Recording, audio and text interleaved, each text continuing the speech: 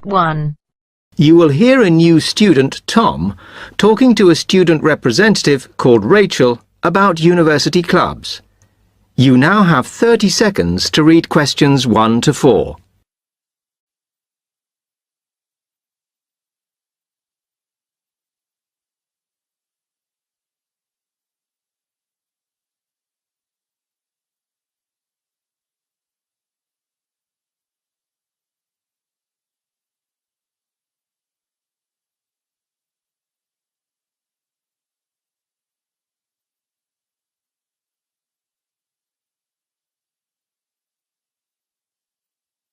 Hi, welcome to Freshers Week. I'm Rachel. Can I help you? Oh, hi. Yes, I was hoping to find out about some clubs I could join. Well, all the club stands are here in this hall. What were you interested in? Not sure. I wanted to do something where I could meet people. Well, take this leaflet with details of all the clubs and see what you think. Oh. It'll probably depend on what day you're free. Like on Mondays, there's the film club. Then on Tuesdays, you've got the climbing club. That's really good. I'm in that. Then on Wednesdays, you've got chess, if you want something a bit more intellectual. But you should look through carefully because all the clubs run extra activities as well as their normal meetings. Oh, yes, I see. So, it looks like the film club has discussions after the films. I'd quite like to go to those. Then climbing. Goodness. It says here that the university has its own climbing wall. That's impressive. And they go on weekend trips. Cool. And it says the chess club normally just does games with whoever turns up. But it also runs competitions sometimes. But I bet you've got to be pretty good to do that. Yes, I think so. And how many people are in the clubs? Are they all really full? Well, obviously they're all different. So, for example, the film club has just increased its membership from 85 to 125. But I think they're hoping to extend it to 150. The climbing club's quite small, 40 people. And the chess club is fairly healthy at 55. Right. Okay. So who do I see if I want to join these clubs? Well, if you go round the stands and speak to the people there, for the film club, that's the events organiser. For climbing, you'll need the club secretary, and the chess club is organised by one of the maths tutors. OK? Yep. I think I'll start with the climbing club. It sounds good. Oh, well, as I said, I'm in that, so I might be able to help you a bit. You now have 30 seconds to read questions 5 to 10.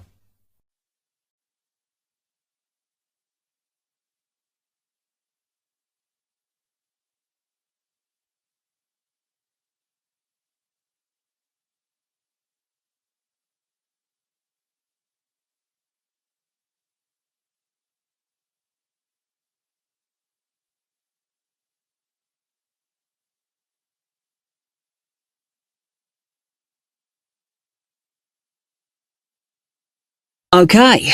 It says in the leaflet that they get together twice a month. Is that right? Yes. Oh, you must join. It's really good fun. We go away quite a bit to North Wales, and every year we have a special excursion, usually to France, which is where we're going this year in the spring. The weather's too unpredictable in the autumn. Wow, that sounds good. But it must cost a lot. Yeah, but we try and save up for it through subscriptions. So rather than having a huge sum to pay in the month we go, we collect those weekly, so it spreads it out. Good idea. I think I'll definitely join. There are quite good benefits you get from joining. I mean, you need that, don't you? And the university clubs normally try and do deals with local businesses, so it's really worth joining. Like in the climbing club, they've got a special arrangement with one of the shops in town. So if you show your card, you can get money off equipment. Don't think the discount extends to clothes, though. That's really worth it then. I'll go over and talk to them now. OK. Hope you do join. Oh, and another thing I meant to say. If you do become a member, you automatically receive a magazine once a year. It's quite useful and interesting because it goes out to all the national climbing clubs. And the other thing is, if you come to every session, then you can get a complimentary ticket to the big exhibition that's held in Cardiff every year. So, hope to see you. Yeah, well, thanks a lot for your help. That is the end of part 1. You now have half a minute to check your answers.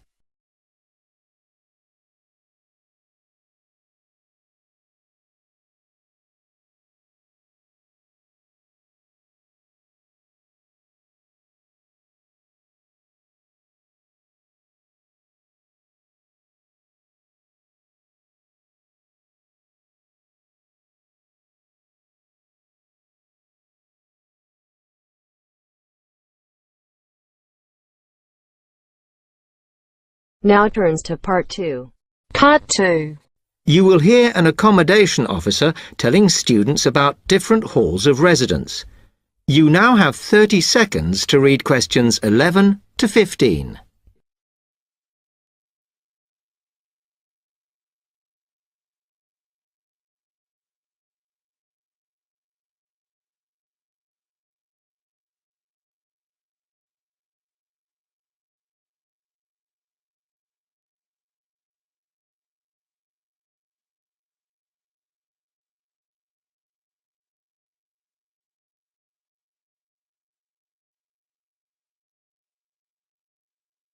Good afternoon, and welcome to Stanton University.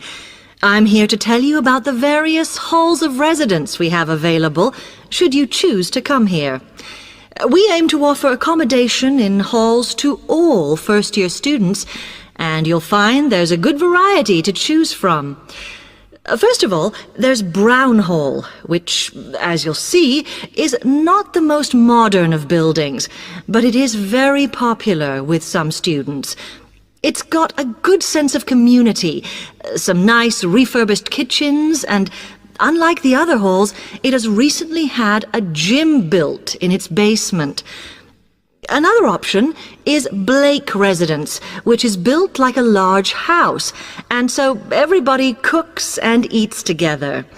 It has its own sectioned-off bit of private garden and is even more peaceful because this is an all-girls residence.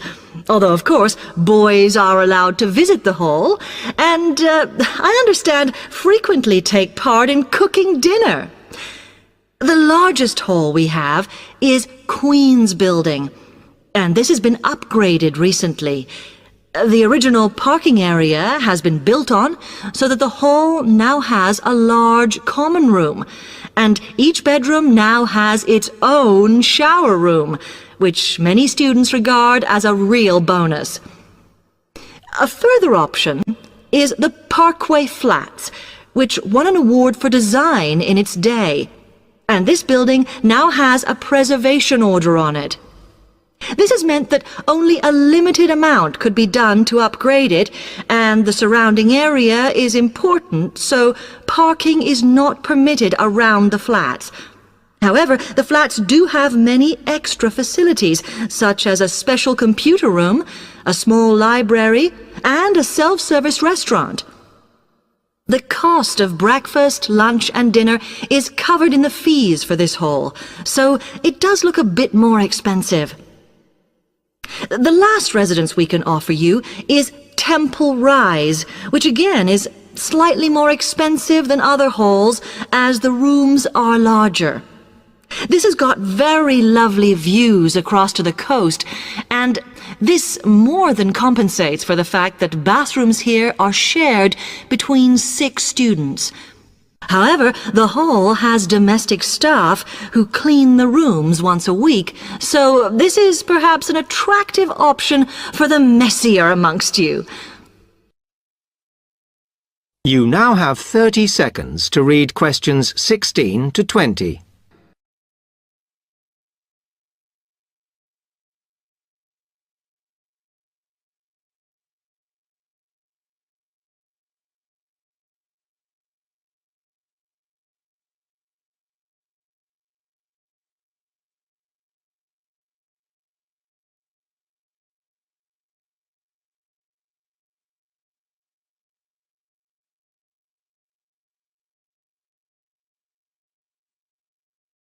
Now, if I can just show on this wall map here where they all are, you might like to go and have a look round.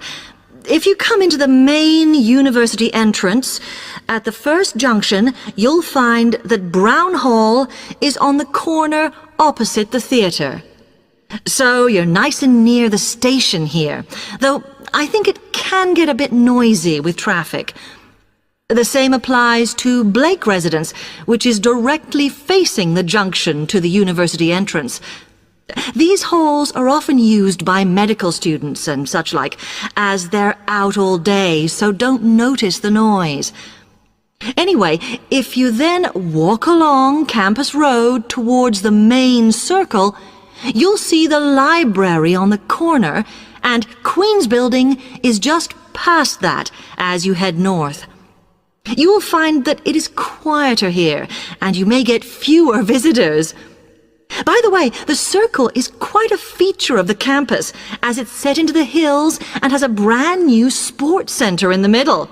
It's worth going to look around it. Now, the Parkway Flats are on the opposite corner to the library, facing the circle, as you head towards the main buildings. The main buildings are only about a 5-minute walk from here, and places in these halls go quickly, so my advice is to reserve your place as soon as possible. Then Temple Rise is inside the circle, next to the sports center, but further from the main university buildings. Now, if you'd like to go off and physically look... That is the end of part 2. You now have half a minute to check your answers.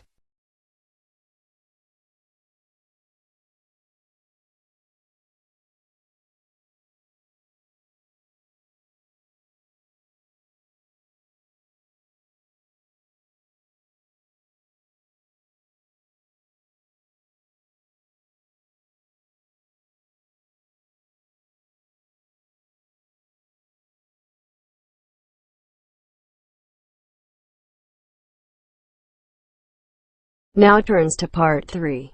Part 3. You will hear two students, Jenna and Marco, discussing a business studies project they have to do. You now have 15 seconds to read questions 21 to 24.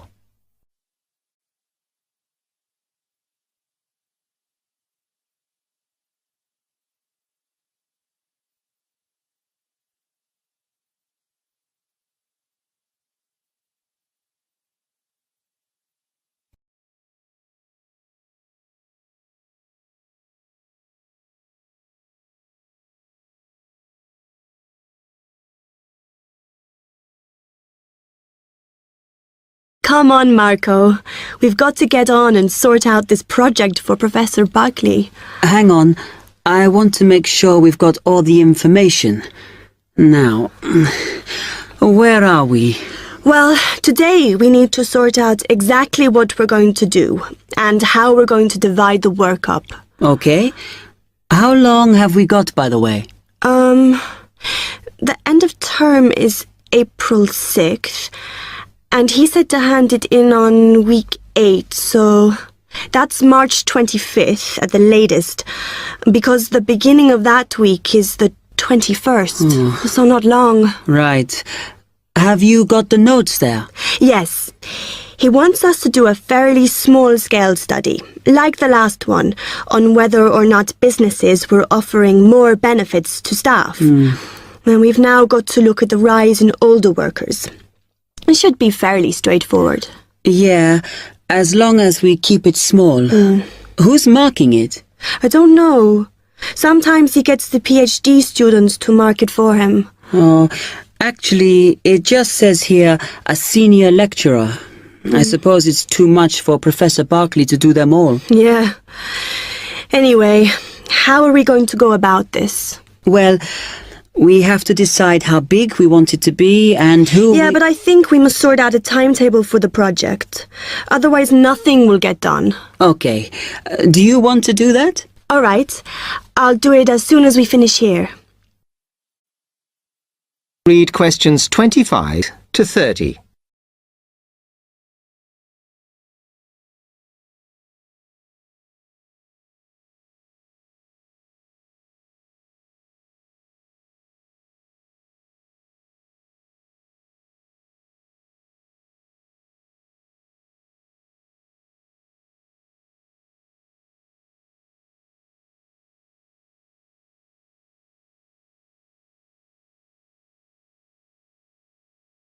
Okay, what do we have to do now for the project?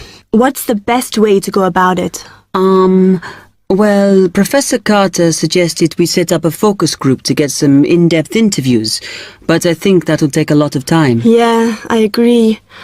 If we did a focus group, we'd have to spend time deciding who to include in it, and it's not necessary to do one anyway. Oh, fine.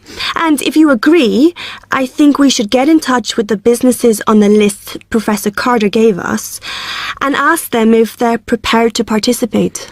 Sounds good. Then we can go there, give them questionnaires, and collect them later. Exactly. Okay. Then, do we need to book one of those study rooms in the library so we can work together to input the data? Perhaps not, as I guess just one of us could just sort it out actually. Yes, that would be easier. A lot of what we're doing is qualitative, so it'll be writing up rather than statistics. No software for that, I'm afraid. And I think it would look better if we had actual shots of some of the staff, because we're citing appearance as a factor in employability, aren't we? Yeah, okay. I'll factor that all in when I sort everything out tonight. I'm glad we decided to work together. I think it's going to work out well. Yes, well, given that we had to work in pairs on this project, I think we were right to choose each other. We complement each other academically, as we're each good at what the other isn't. In fact, we should have tried working together before. Yes. Now, how shall we split the work? I'll do the analysis, shall I? Oh, okay. It's just that it might be faster, because I'm used to doing it. Although your English is better than mine. I need more practice at reading, really. Okay, I'll do the presentation then, if that's okay with you. Yeah, sure. I don't mind speaking in public, but I hate preparing all the notes for them. The thing is, the tutor said one person should do the whole presentation, and he said he expects me to do it because I haven't done one yet. No, that's fine. Now, let's see. That is the end of part 3. You now have half a minute to check your answers.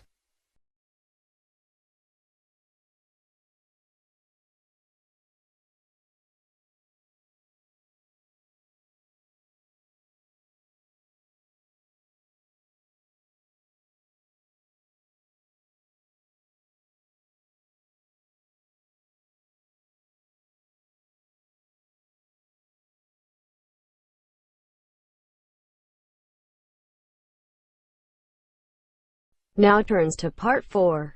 Part 4. You will hear a media studies tutor giving a lecture about news sources. You now have 30 seconds to read questions 31 to 40.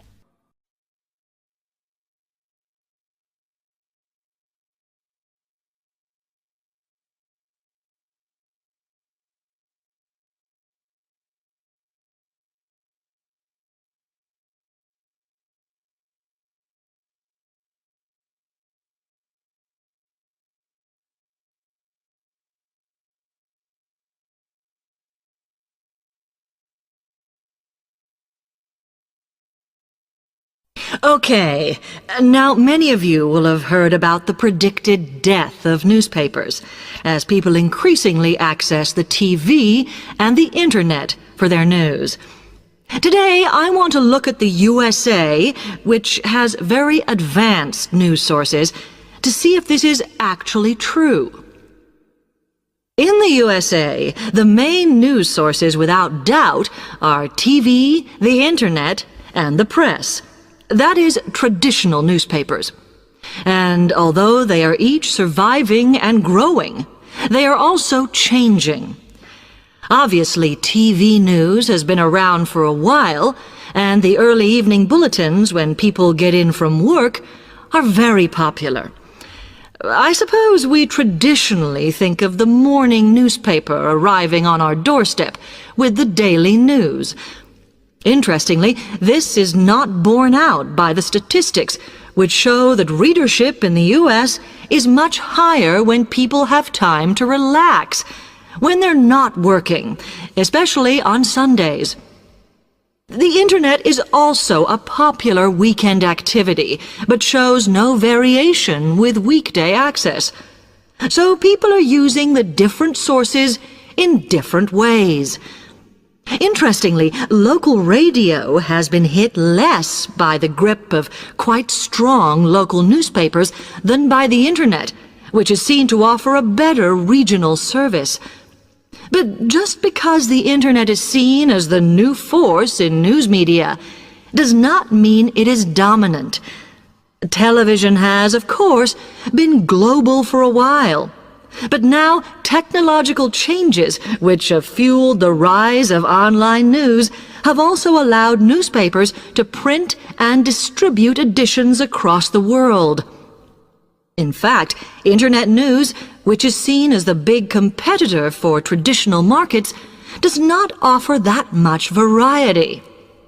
Often, the sources are the online versions of the newspapers, whereas television, in order to offer something different, has had to come up with a much more mixed bag of reporting, from hard news to light reports on celebrity events.